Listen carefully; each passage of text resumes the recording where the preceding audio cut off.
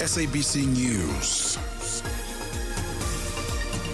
The African Perspective.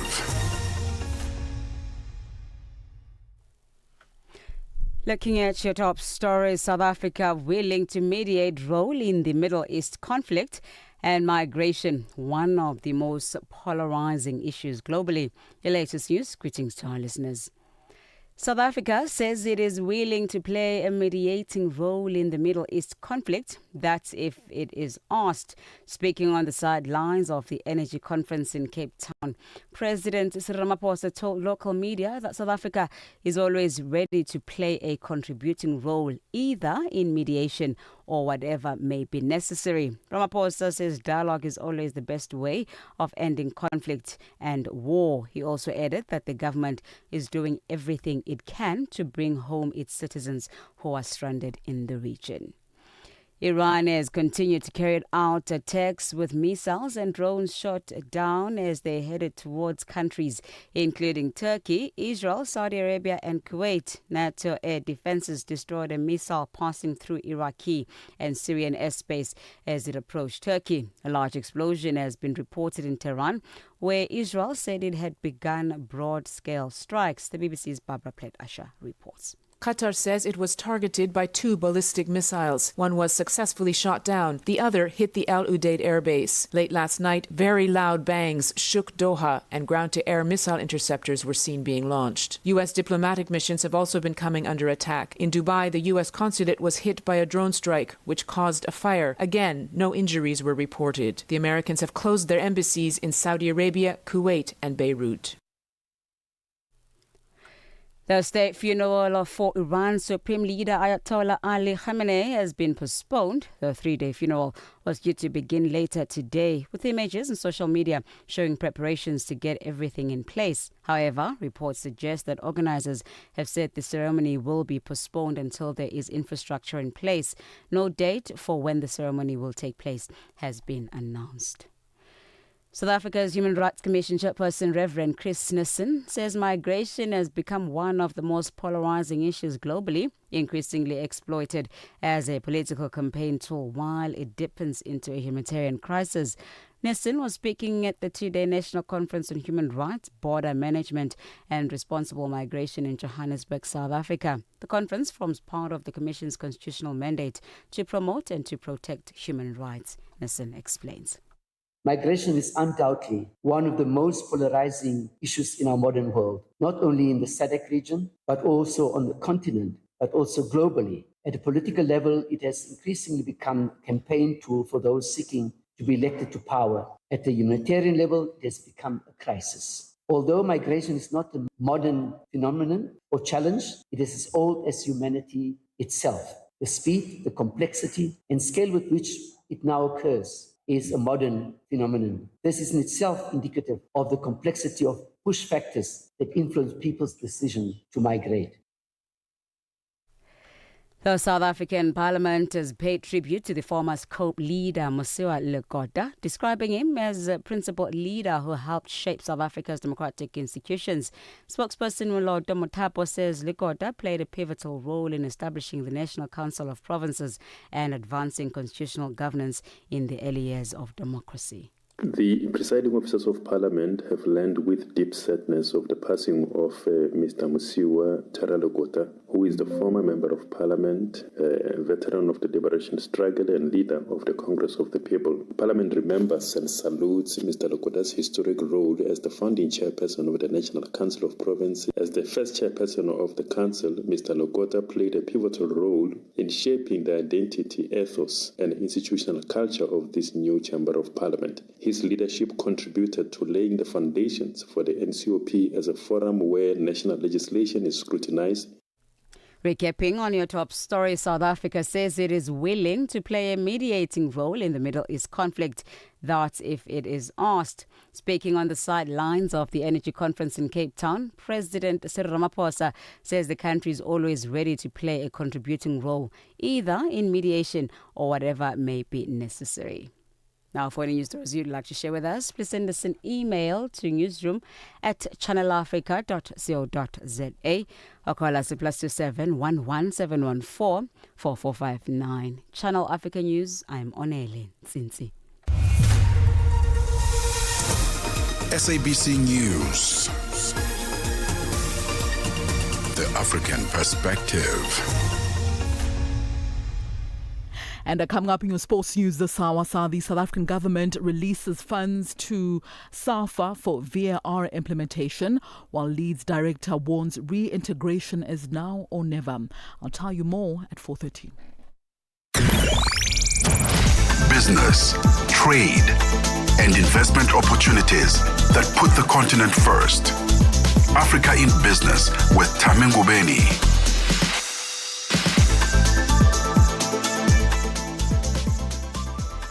It has gone exactly 5 minutes after 4 p.m. A very good afternoon to you, Eritrea. Good afternoon, Kenya, Senegal, Ghana, Nigeria. Good afternoon to you, Lesotho. Good afternoon, Africa. Welcome to Africa in Business on Channel Africa.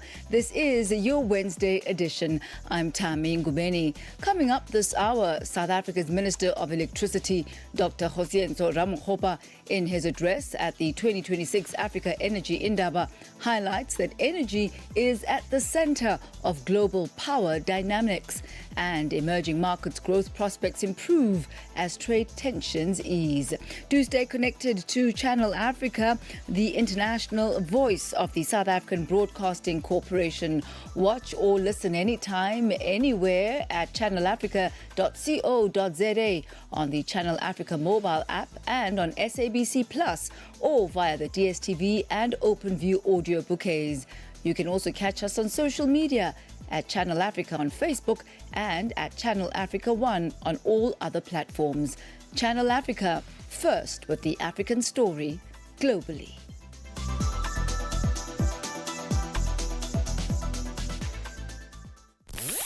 Connecting Africa to the world.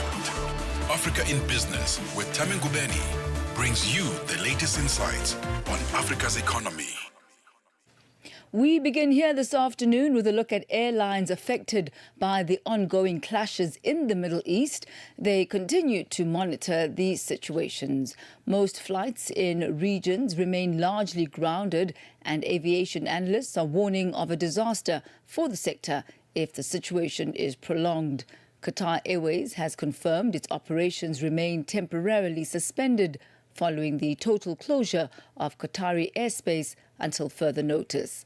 Meanwhile, Emirates continues to operate only a limited number of passenger repatriation flights, with all other scheduled services to and from Dubai staying grounded. More worrying is a surge in global oil and gas prices, expected to send jet fuel costs much higher. Katle Kholekgodi reports. Thousands of flights remain cancelled from the weekend, with the airlines closely monitoring the Iran war as key air hubs in the Middle East remain shut amid fallout from the US-Israeli strikes on Iran. Aviation expert Lyndon Burns has described the situation in the Middle East as the worst travel chaos since 9/11, but maintains it is still not close to the impact of the COVID-19 pandemic. The impact of this at this stage, it is serious, but it's not critical to the point of, an existential threat like COVID was, where the entire worldwide system ground to halt. This is probably similar in impact today as the 9/11 attacks were for transatlantic travel back in 2001, when the terror attacks occurred. I think where it's going to be, and the pain isn't just felt, yes, it's accentuated in the Gulf, but it's even felt in countries like South Africa, where you have local airlines that rely on passenger feed and defeed onto those carriers that are flying through the Gulf onto other places, the connecting traffic. And, they'll be seeing a number of customers who are cancelling flights or who have not made their connections. They are probably a bit more vulnerable in terms of pain, purely because of their scale of their operation. But again, I've spoken to a couple of them today. They're watching it very closely. Gulf airports and airlines have suspended normal operations. As a result, airlines and travel stocks have fallen sharply. We've seen the oil price and therefore the jet fuel price climbing. We saw yesterday oil, the Brent crude price went up by 10%. It's up another 6.37% today so far at $84.11 per barrel from $62.33 just 2 weeks ago. And the oil price is going to impact on air travel worldwide, not just in the Middle East. And that's because a fifth of oil shipments, including oil products and derivatives like jet fuel, are transported through the Straits of Hormuz, which are effectively closed at the moment. It's been choked. And even here in South Africa, we rely for about 90% of our jet fuel for our local and regional market has to be imported. Burns believes airlines insurance is also going to be affected. All scheduled operations are suspended. And that's because no airline is going to put, or knowingly and willingly put, its customers, its personnel, and their aircraft into harm's way. They would rather, endure the inconvenience and help everyone through that than risk safety and security. That's, goes without saying.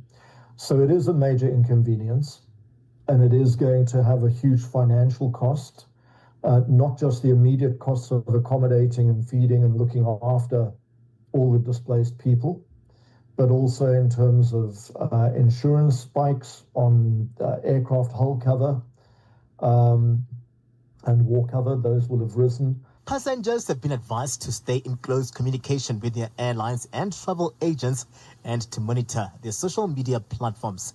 The hope is for the Iran clashes to end soon, with aviation experts also warning that picking up the pieces is not going to be easy for the airlines affected by the US-Israeli attacks on Iran.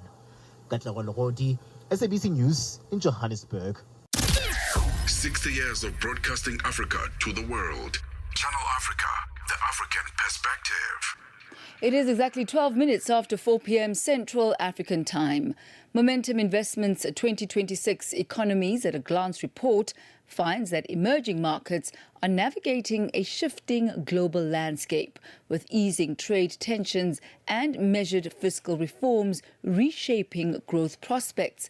It highlights that the 20th of February ruling by the United States Supreme Court, which declared former President Donald Trump's sweeping global tariffs unlawful, is a key development that has softened protectionist pressure and lowered effective U.S. duties on several developing economies. For more on this, we joined on the line by Sanisha Pakrisamy, Group Economist at Momentum Investments. A very good afternoon to you. Welcome to Africa in Business.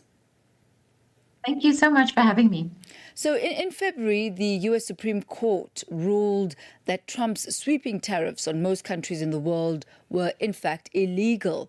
And in turn, it reduced average tariffs on several emerging market exporters.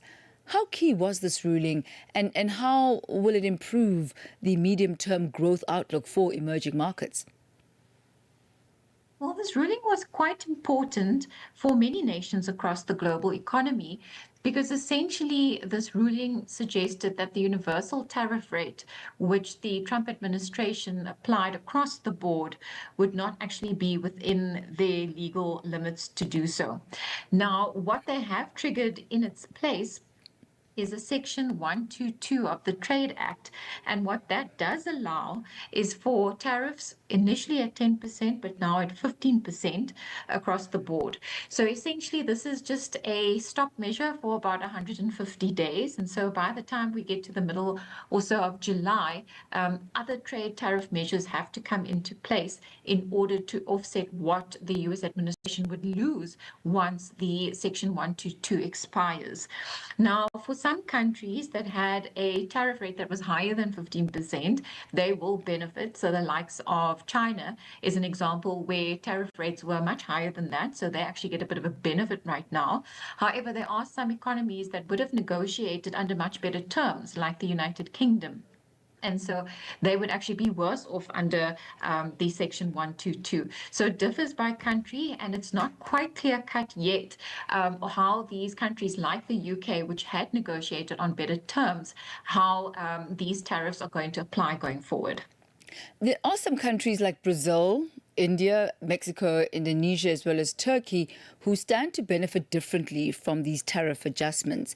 Which of the emerging markets do you believe are best positioned to benefit from the softened protectionist pressure?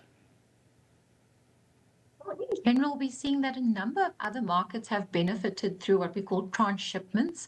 So transshipments means when China wants to export something into America and don't want that tariff rate applied to it, they will go via another market. So the other market doesn't really significantly alter the goods that go through it. So it'll just be, maybe applying another label to the product or adding one more component. But by and large, the big manufacturing component is done in China. These other markets like Vietnam or Bangladesh or even Kazakhstan benefited through that additional trade over the course of quite a big part of 2025. And I think that's continued into 2026.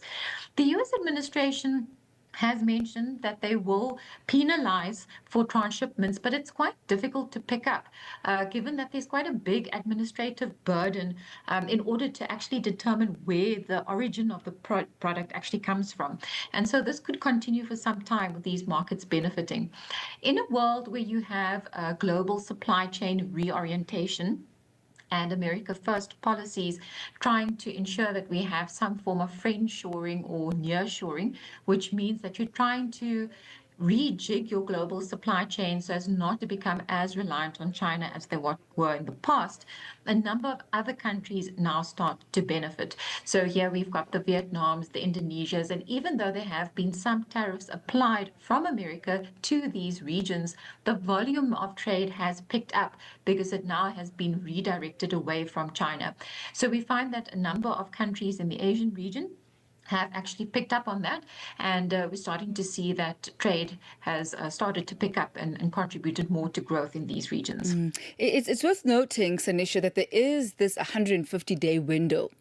What happens after this window lapses? I mean, how vulnerable will these emerging markets be to the renewed US protectionism?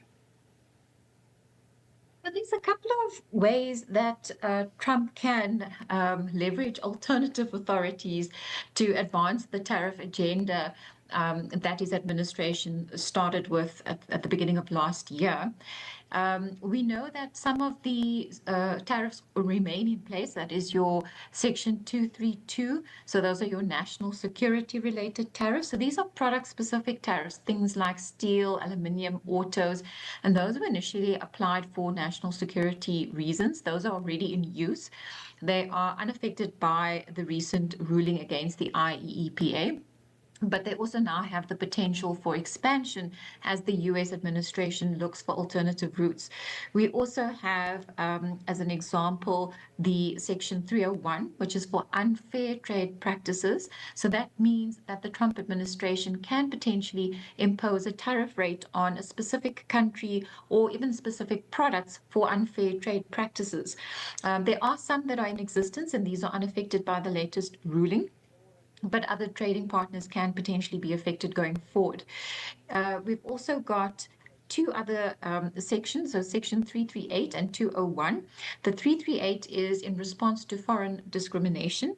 They've never really used Section 338 historically for tariffs, but what this does mean is that they can impose a duty that's almost up to 50% on imports from countries that unreasonably discriminate against US commerce. So I think, we will see a bit of creativity out of the US administration now that the ruling has gone against Trump. And Section 201 is essentially there as for imports that threaten the domestic industry. So again, it's a very slow process. Section 201 hasn't really been used in this context just yet, but you can impose this temporary safeguard or quota up to 50% on imports that are causing serious injury to domestic industries. The last option for them is the retaliatory tax that is under Section 891. And this means that you can essentially some of the US tax rates on foreign persons and corporations can be taxed additionally. And that is usually used as a tax retaliation tool rather than something that's firmly in the tariff domain. But I think we're now at a point where we're starting to see that the tariff rates are more of a tool to try and accrue additional revenue for the fiscus. And I think this is why the Trump administration is going to try a number of these additional sections when they face the 150-day expiry. So looking at the report once again, the 2026 Economies at a Glance report, you also highlight political and policy risks. How do these compare across emerging markets right now? Well, we've had, emerging markets were sitting in quite a decent position up until the Iranian conflict that took place. And I say this because on a number of metrics, emerging markets have improved over the last couple of years in terms of their fundamentals. So the growth trajectory looking a little bit more stable in many markets, the fiscal situation having improved across a number of markets, foreign exchange reserves being a bit more diversified and increased in the last while. And so, from that standpoint, emerging markets were on healthier footing, more stabilized inflation, less volatility in those measures. However, with the Iranian conflict comes two key risks. The one is on the international oil price, and especially if you are an emerging market net importer of oil. Of course, these additional imports in your local currency can then be quite detrimental to the current account position for your country. And as a result of that, the currency could depreciate in that emerging market, which would then lead to higher rates of inflation and prevent central banks from cutting by more. That high inflation also starts to erode the purchasing power of consumers, and so it can be a growth negative. Of course, at this point in time, we're not quite sure on the duration of the conflict and whether or not the Strait of Hormuz will be compromised, given that that is a key choke point for global oil supply.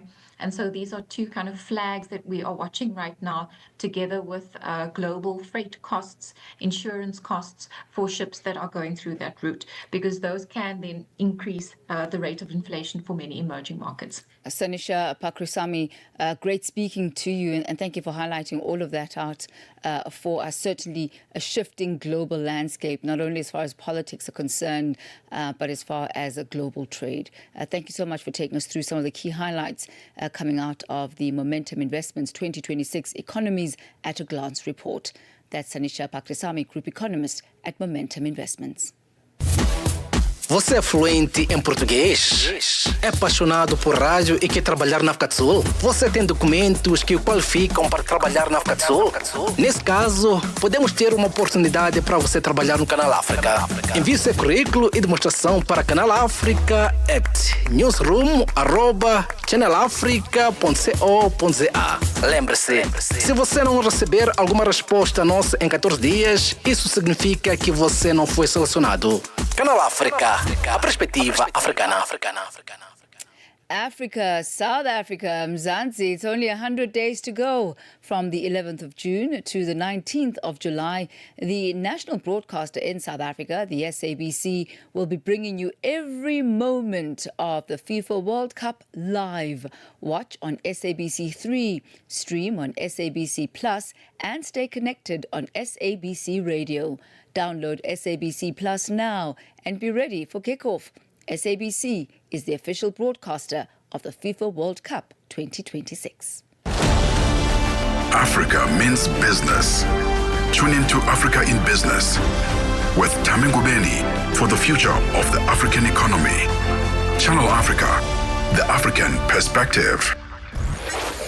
The voice of the continent, now online with all your sports fixtures, lifestyle, and more. African enterprise meets global opportunity. Africa in Business on Channel Africa. It is exactly 4:24 Central African Time. Let's take a look at the heart of Africa's energy transformation in Cape Town. This is where the 2026 Africa Energy Indaba is currently underway. Delegates from across the continent and beyond are gathering to unlock investment, accelerate technology adoption, and forge partnerships aimed at powering Africa's industries, its households, and future economies. Channel Africa's economics reporter Innocent Samosa has more from Cape Town. Now in its 18th edition, this year's Africa Energy Indaba has drawn significant continental and international participation. In his keynote address, South Africa's Minister of Electricity, Kgosientsho Ramokgopa, says Africa must strategically position itself as a key player in the evolving global energy landscape. In this reconfigured world, Africa is not a peripheral actor. Africa is a structural anchor in the global transition. Without African platinum group metals, the hydrogen economy cannot achieve scale. Without African cobalt, manganese and copper, the battery revolution falters. Organizers says more than 4,000 participants are attending events linked to the Indaba, alongside 2,000 exhibitors showcasing solutions across the energy value chain. The exhibition alone has attracted over 4,300 visitors, with representation from 37 African countries. Brian Stentham is one of the organizing committee for this event. Well, it's very significant because, as you've just described the statistics, I mean, the conference is in its 18th successive year, and it's got that number of delegates means people are excited, people are energized, that people want to come here, they're talking, they're engaging. And we've had a wonderful lead up this morning from our Minister of Electricity and Energy, where he has delivered an inspiring call for action. He said, it's no longer time for us to just talk and talk and talk. He said, we need to now deliver on the ground. From a digital payment and financial inclusion perspective, Nsuti Mabazi, the MD of Better Than Cash Alliance, says digitization can accelerate investment and improve transparency across Africa's energy value chain. How you pay and get paid makes life easy. You buy electricity every day or pay the monthly bill every time. Without digital payments, you have to leave your business, go line up, and for who knows for how long to make a payment. Also, those transactions are not visible to help you better manage your books. And when you want to access financial services like insurance, credit, or even save, it's difficult to do when you're only transacting in cash. So digitalized financial services are the first step to financial inclusion. She says private-public partnership is key. Government is there to ensure equitable access. Government is there to make sure everything is fair and prices are not leaving anyone behind. And then private sector comes in to do the necessary investment. Of course, only public-private partnerships make the difference, because infrastructure and energy are very expensive. And in places where private sector is not coming, it's critical that government makes the first investment and builds an ecosystem that they can operate and transfer to the private sector. As discussions continue here in Cape Town, stakeholders say the real measure of success for this year's Indaba will be turning dialogue into tangible investments and projects that power Africa's growth and prosperity. For Channel Africa News, I'm Innocent Samosa at the 2026 Energy Indaba in Cape Town, South Africa. It is exactly 28 minutes after 4 p.m. Central African Time. South Africans are using different forms of platforms to make their payments. This is according to one of the largest commercial banks in the country, First National Bank. FNB released its state of payments on Tuesday and says cash is falling away and customers want to make payments so that they are quick, smooth and reliable, whether they're buying in a mall, a township or a local trading area.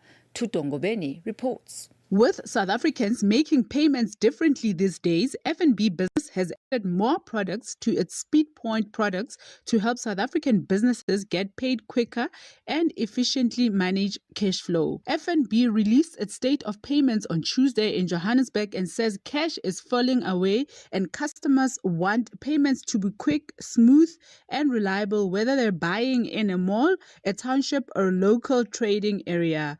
John Mlangeni, Chief Executive at F&B Commercial Merchant Services, says digital payments are a new norm in every sector of the economy. In township and community economies, digital payments are now part of everyday trading, which means downtime, slow settlements, or unclear pricing can hurt a business straight away.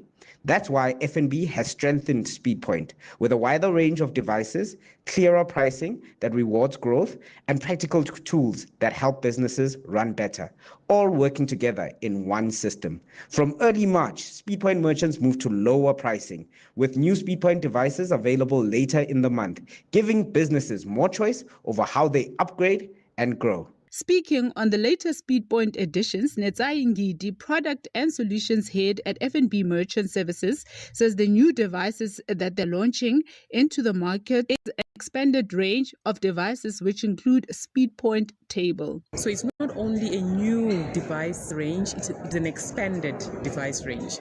And what does that mean? That means that regardless of the size of your business, depending on your needs, you have got a wider range from which you can choose the device that suits your environment. The second thing is that we have launched new pricing. So we have slashed our pricing, becoming one of the most competitive, if not the cheapest in some of the pricing turnover buckets. So we've also launched that. So we've drastically reduced our pricing in terms of the amount that you can buy a device, in terms of the amount that you can rent a device, and also the commission that you pay as you trade. Meanwhile, it is exactly 4:31 Central African time. We move from payments to markets as we head over now to our markets desk, where Chanduko Legege is standing by with your latest market indicators at 4:31. Business news on Channel Africa. The African perspective. Thank you, Tommy. Good afternoon. $1 is trading at 16 Rand 34 in South Africa, Botswana 13 Pula 17, Namibia 16 Namibian dollars 34, Zambia is 19 Kwacha 14. Kenya, the dollar is 128 shilling 24, Ethiopia 155 birr 92, Uganda 3,000 shilling 662, Tanzania 2,000 shilling 558. $1 in Nigeria is 1,373 to the naira. 73 naira rather. In Egypt, the dollar is 49 Egyptian pound 61. Tunisia 2 dinar 90. Algeria 129 dinar 85. Morocco 9 dirham 17. Angola 912 kwanza. The Congolese franc is 2,221 to the US dollar.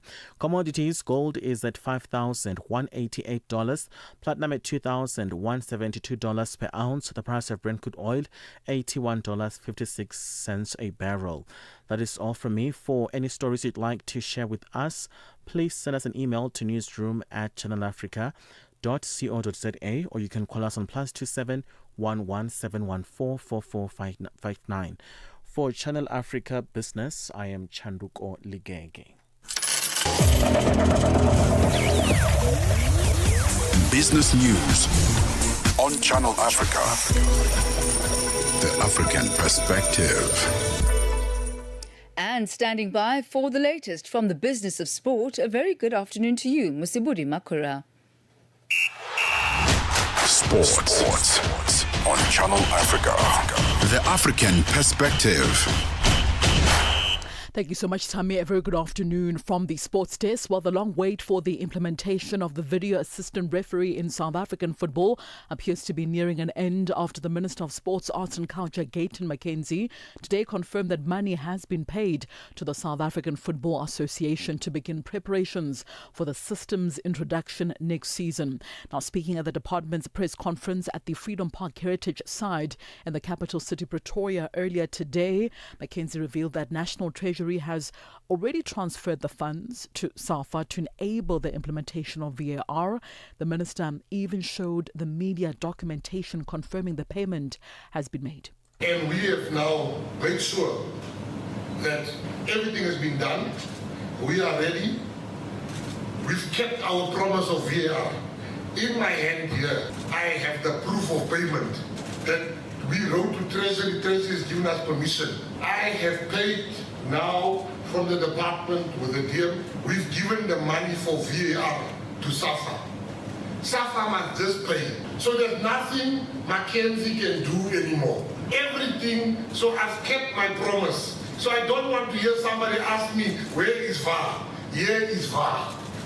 Mackenzie had previously indicated that the department has set aside $1.2 million in the current financial year to support the introduction of VAR in South African football amid growing calls for the technology to assist referees and improve decision-making in the domestic game. The minister also outlined the steps taken in preparation for the rollout of VAR.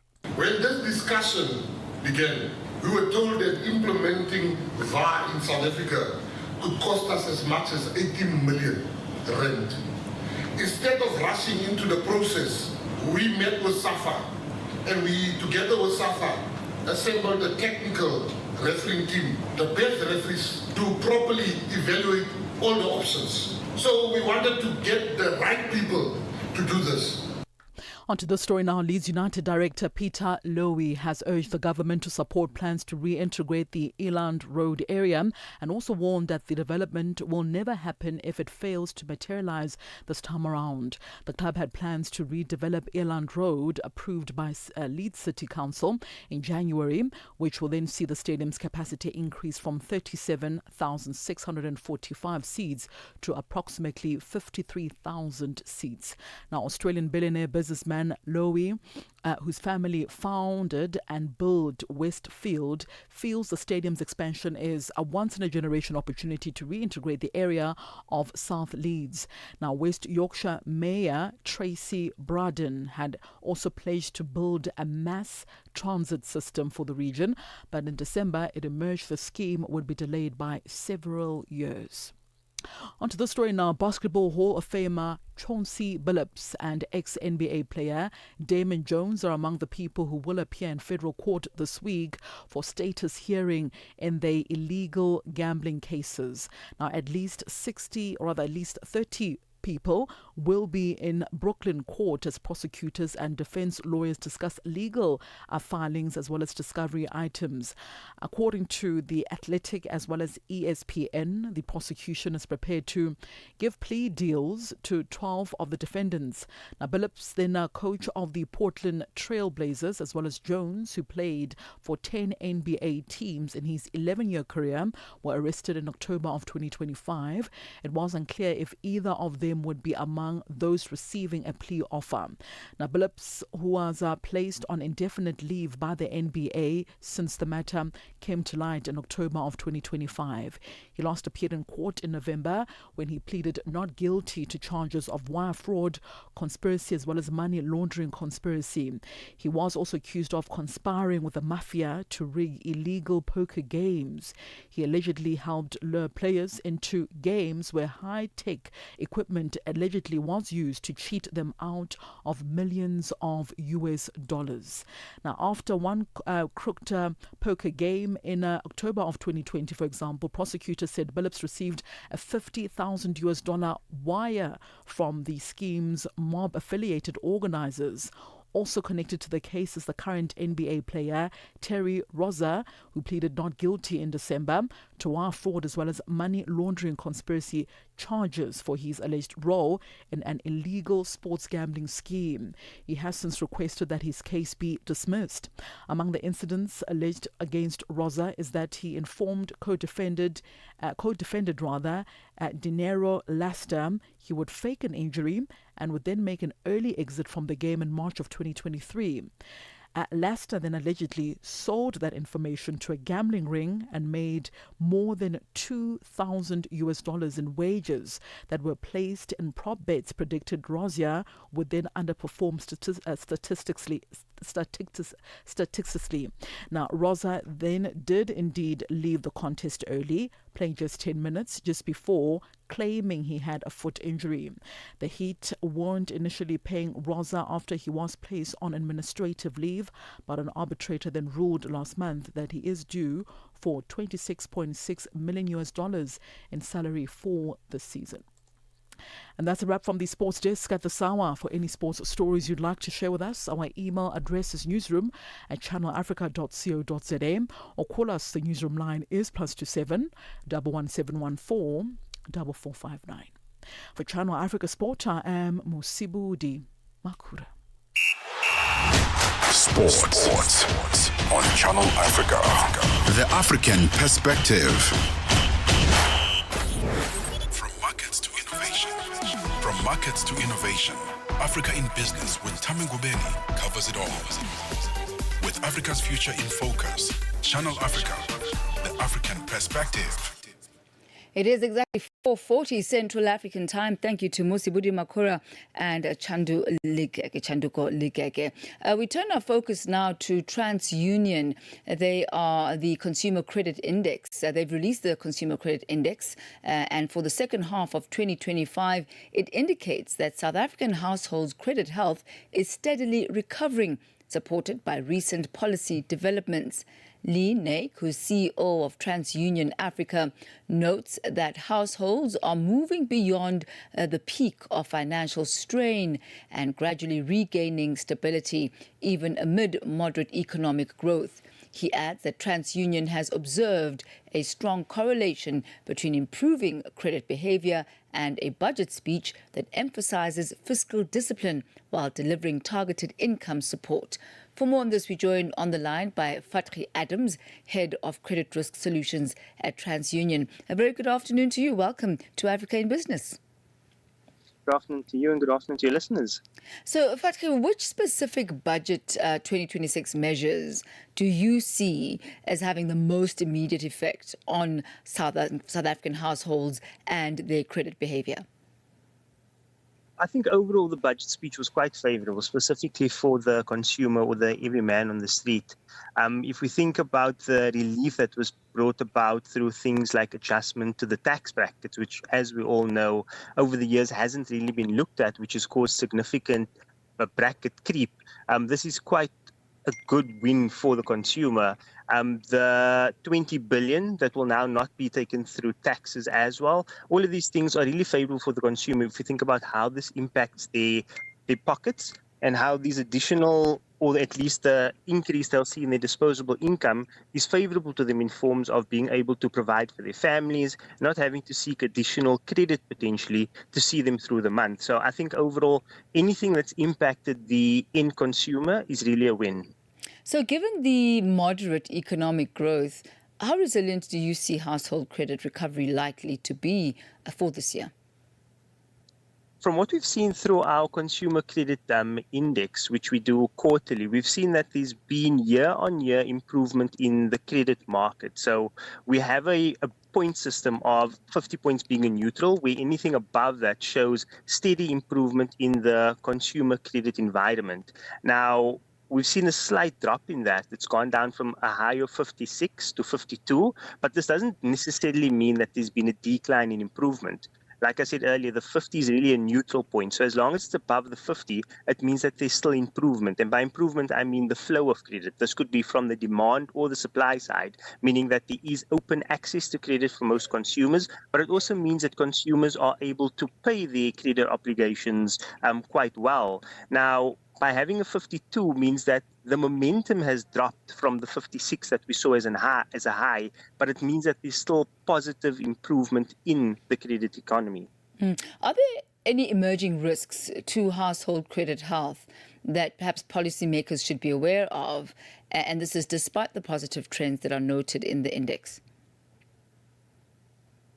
Yeah, well, I would say that as much as it's a positive movement, we have seen an increase in 3-month declines. And when we look at that, typically at face value, you'd think that it means that there's additional stress in the market, but it's something that we shouldn't really make knee-jerk reactions on. Typically at this time of the month, this time of the year, you would see some seasonal stress coming through from end-of-year vacation and back-to-school expenses, which typically puts a bit of strain on the consumer. But what we've seen in the past is these are seasonal impacts. So we'll definitely keep an eye on that. And if we see improvement, then it's definitely something seasonal. But if those stresses extend further than just the 3-month mark, then there's something intrinsic that we really need to look into. But overall, I'd say keep an eye on the performance of delinquency, and definitely keep a lookout for any additional stresses that we do see within the market from a consumer expense and a consumer credit appetite. Now, which types of credit show the strongest signs of improvement? Well, if we look at credit on the whole, right, so there's been an increase in demand for your unsecured types of credit. And typically these clients that are making use of personal loans, credit cards, or any kind of revolving credit, they're usually more exposed to movements in the macroeconomic factors. So things like interest rate changes, any additional strain coming through from inflationary changes. And that's why the stabilization, or at least the midpoint of 3% that the Reserve Bank has put out from an inflation perspective, is good news, because this gives not just the lender, but the consumer as well, an indication of potential stresses they might feel in the future. If we can predict the performance better in terms of things like inflation and interest rate, it allows not just the lender, but the consumer to make better decisions, more informed decisions. And how does TransUnion use this consumer credit index data in order to influence policymakers on balancing fiscal discipline with the targeted support?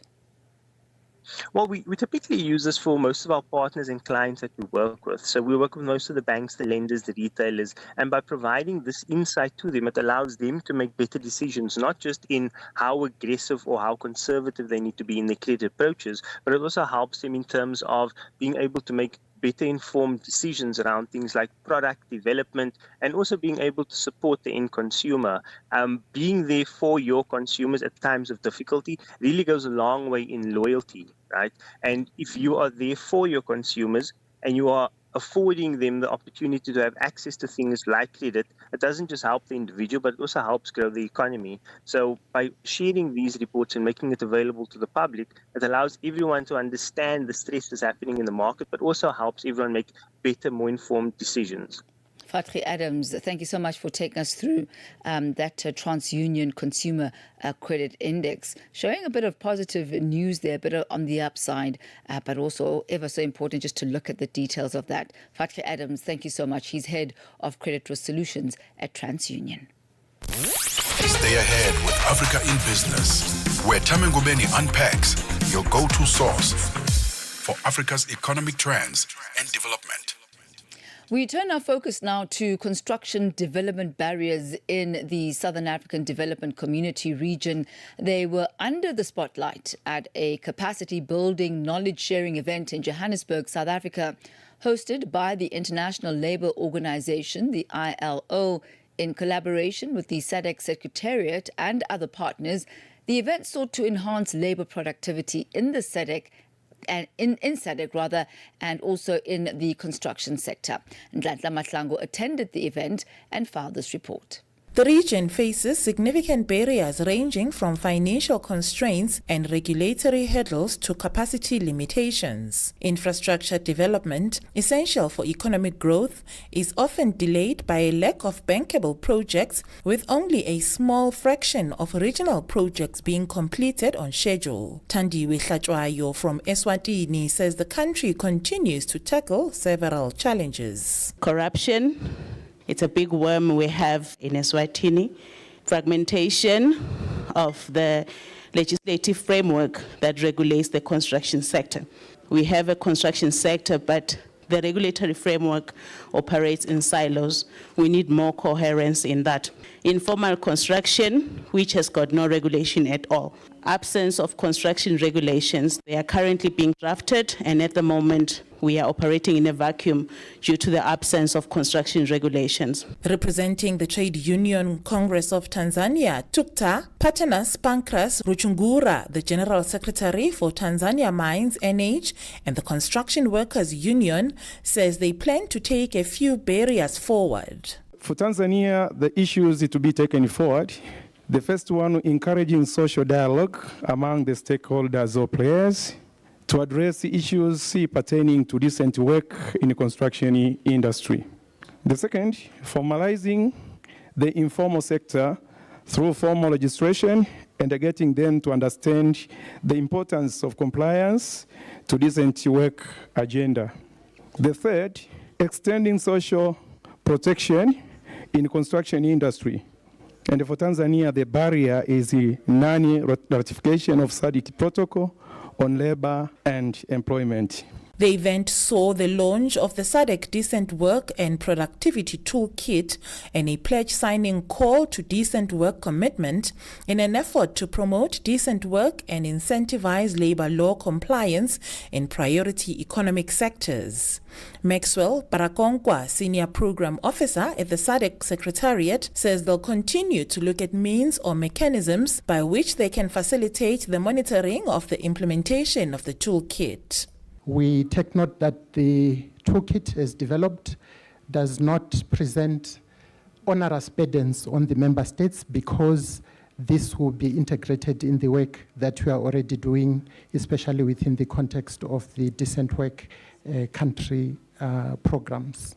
As SADC Secretariat, we welcome the call to action and we confirm our support that will take these products to the next meeting of the Joint Tripartite Technical Committee, which is the meeting of the experts who look deeper into the documents and propose suitable recommendations on the way forward for the ministers and social partners at their next meeting. SADC is a massive region covering 15 countries that are vastly different. The event heard that in order to achieve better infrastructure development within regions or along corridors, a more integrated approach as opposed to isolated projects is needed. ILO Director General Gilbert Hongbo says the event provided a platform for structured sharing of experiences, knowledge, good practice and lessons. We have taken note of the outcome statements and of course the pledge that we have all appended our signatures to. I think the next thing is around implementation. As I said, the project is what has got a start and end date. But the stories and the ideas that have been generated do not have an end date. So what we are closing today is an administrative side of the project, but the technical, the programming, that will still continue with us. The knowledge sharing event heard that infrastructure development is a major drive in Africa and as a means to unlock economic opportunities and achieve economic growth, it is crucial that barriers be addressed. Reporting for Channel Africa, I am Nhlanhla Mahlangu in Johannesburg. Nhlanhla Mahlangu bring us to exactly 4:52 Central African Time. We say bonjour, Madame Joelle. Bonjour à toi, Tammy. Bonjour à tous les éditeurs de Channel Africa sur Vue d'Afrique. Tout à l'heure, il sera question de la candidature de Macky Sall pour succéder à Antonio Guterres comme secrétaire général de l'ONU qui divise le Sénégal. Et nous parlerons aussi de la Banque mondiale qui tire la sonnette d'alarme sur les pays en développement qui pourraient faire face à une grave crise de l'emploi. Et en deuxième partie avec Julino Songo, il sera question du sport et notamment du football. Plus que 100 jours pour le coup d'envoi du mondial. C'est tout à l'heure sur Vue d'Afrique. Merci Tammy. Merci beaucoup. That's Joelle coming up with Vue d'Afrique at the top of the hour. The sound of Africa is evolving. Experience our new mobile app. Free to download. Free to connect. Africa in Business. Africa in Business delivers key insights and real-time updates on Africa's growing markets with Tammy Ngubeni. The African Perspective on Channel Africa. Channel Africa. It is exactly 4:53 Central African time for our APSA weekly report today. We focus on the escalating conflict between the United States, Israel and Iran. It certainly has raised some concerns about a possible global recession as disruptions to energy supplies continue to ripple through the markets. For more on this and other market developments, we joined this afternoon by Lindile Malchas, investment strategist at APSA Investments. A very good afternoon to you, Lindile. Good to be talking to you once again. Good afternoon, Tami, and always good to share some updates on the market. I tell you what, a lot has shifted since we last spoke, especially in the area of global politics and then the global economics and trade as well. Can you share from your perspective on the recent global market performance and the movement of the rand? Yes, so certainly I think from our side, coming into this year, we still expected a bit of geopolitical tensions, and that has certainly played out according to our expectations. So in terms of today's market performance, I think we are seeing a slight rebound after that panic selling that we saw yesterday. And that was mainly on the back of markets being concerned that the tensions in the Middle East may not cool as quickly as markets had anticipated. I think they penciled in about 4 to 5 days, and it does seem that it is going to continue for quite some time. So we did see markets under a bit of pressure. Looking at the JSE today, it's partially recovered, so up about 1.7. Yesterday, it was down about 9%, mainly being driven by resources. And then we are seeing that rebound today is also being driven by resources as commodity prices are a bit firmer. So your gold and your platinum prices.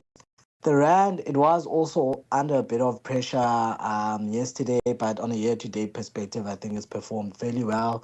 And then today, it is clawing back the losses that we saw yesterday. So currently trading at 16 Rand 40. We see both Woolworths and ShopRite have reported their latest interim results. What do you make of their numbers? Yes, so I think both reported a good set of numbers. If you look at Woolworths, they are managing to turn around a revenue. So revenue increasing by mid-single digits, so around the 5% mark. But you're even seeing a stronger acceleration if you look at your headline earnings per share.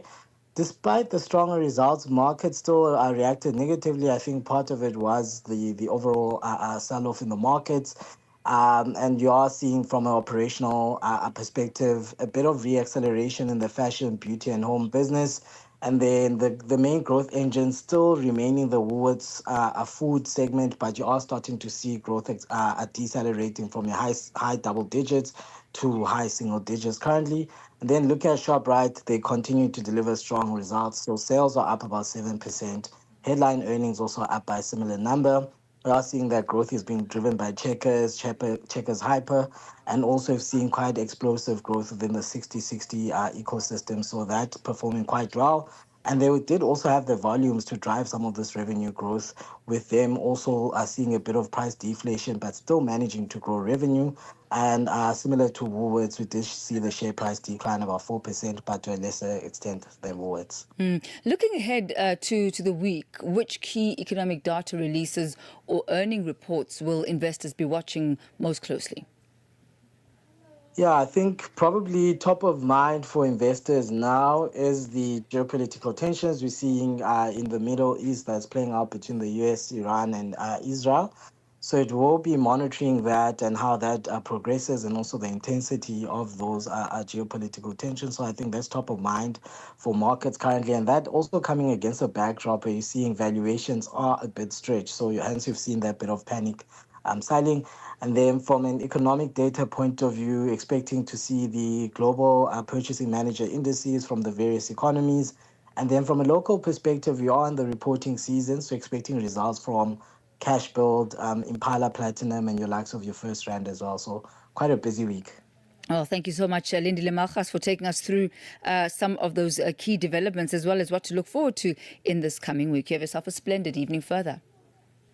Thanks, Tammy. Thank Cheers. you. Have a great one. That's Lindile Malchas, investment strategist at Absa Investment. He takes us to exactly 4:58 Central African time. That's how we come to the end of this Wednesday edition. It has been Wednesday, the 4th of March of Africa in Business. Thank you for joining us wherever in the world that you may be. Do stay connected as we hand the reins over now to the French desk for Vous d'Afrique. This is Channel Africa, the international voice of the South African Broadcasting Corporation. Channel Africa, we are first with the African story globally. Este é o Caleidoscópio de Canal África, com Remo Samo e João Yabalá. Moçambique prepara-se para a chegada do ciclone tropical Gezane, prevista para esta sexta-feira, com impacto esperado nas províncias de Sofala, Inhambane e Gaza. O fenómeno, que já causou mais de 30 mortes de destruição significativa em Madagascar, poderá atingir o litoral moçambicano, com ventos de 140 km por hora e chuvas intensas, afetando cerca de 1,1 milhão de pessoas. A aproximação do ciclone surge numa altura em que o país ainda recupera das cheias de janeiro, que provocaram dezenas de mortos e afetaram mais de 700 mil pessoas. Para fazer o ponto de situação, ouvimos Rita Almeida, diretora de Planificação e Cooperação do Instituto de Gestão e Redução de Riscos de Desastres. As famílias devem reforçar o teto das casas, as portas e as janelas. Devem evitar fazer-se tanto à rua, devem prestar atenção sobre as orientações em relação a centros de acomodação temporário, devem preparar um kit mínimo básico com fósforos, produtos alimentares, medicamentos. De